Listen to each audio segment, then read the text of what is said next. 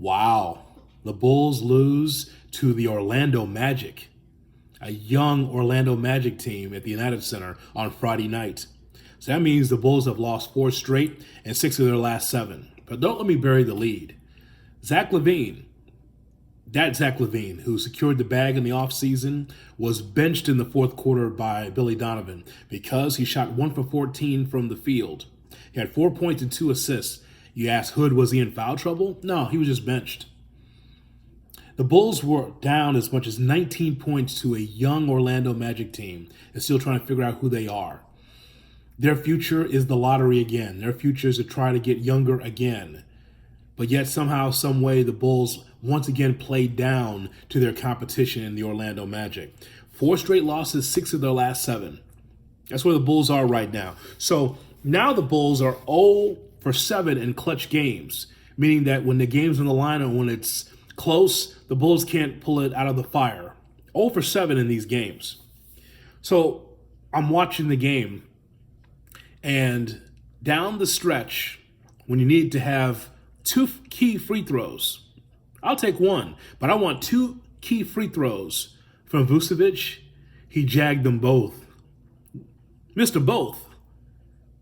And so with the game on the line, here comes Suggs, goes right to the 3-point line and knocks down a jumper and hits the game winner for the Orlando Magic. If you have a young, long, and athletic team, the Bulls can't do shit about it. Cannot do anything about it.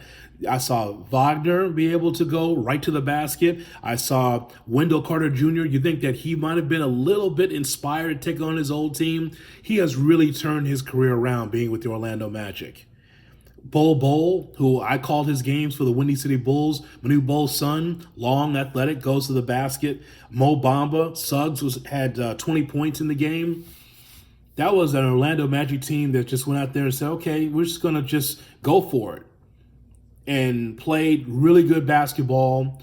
They relinquished a 19-point lead, but they came back to win it with the game winner because the Bulls are not desirous to guard. The Bulls are so poor in transition, it's not even funny. There's a number of teams like that in the NBA, but I'm talking about the Bulls.